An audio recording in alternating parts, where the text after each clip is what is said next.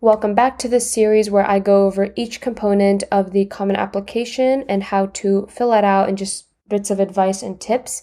This is part 3 where I will go over writing. So make sure you go to part 1 and part 2 because those parts go over all of these tabs right here. Other than that, please make sure you like, subscribe, and share. All right, next section is the writing section. This is the big personal essay that you're going to have to write. Let's see, what is this? Okay, whatever. Anyway, so this is your big personal essay that you're going to have to write. This is just like acknowledging whatever. And also, of the colleges that you end up choosing, again, this can change over time. You don't have to make it an exact list for you to start writing your Common App essay, but it'll just tell you these are the colleges that you applied to that do require the Common App. These do not require the Common App, meaning that your essay that you write down here will be sent to these colleges and will not be sent to these colleges because UPitt and Virginia Tech apparently do not take into consideration the Common App essay. And then here are the seven prompts that you get to choose from. Now, you're going to only choose one, and one piece of advice I will give is, and I've talked about this on my podcast, one piece of advice I will give, instead of choosing a prompt and then writing, think of ideas to write, and then you can choose the Common App essay prompt that works best for it, because in all likelihood, your essay can fit into a prompt.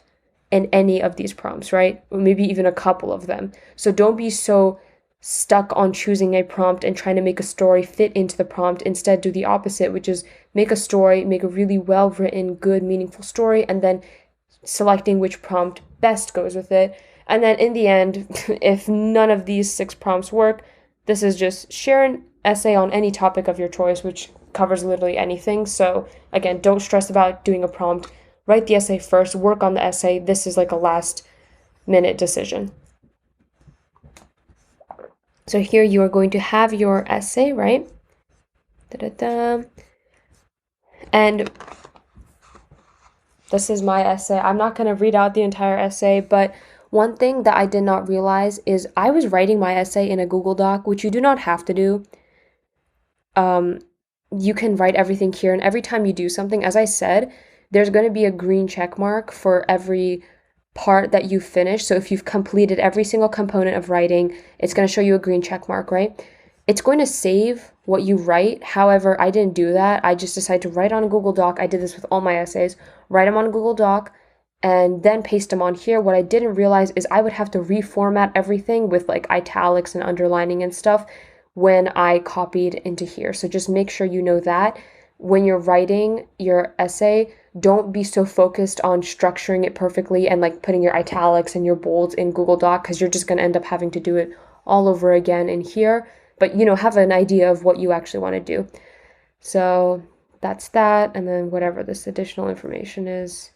Oh, if you want anything that happened in COVID, if COVID was very impactful for you, somehow impacted your schooling, your life at home or anything, then you can put that here.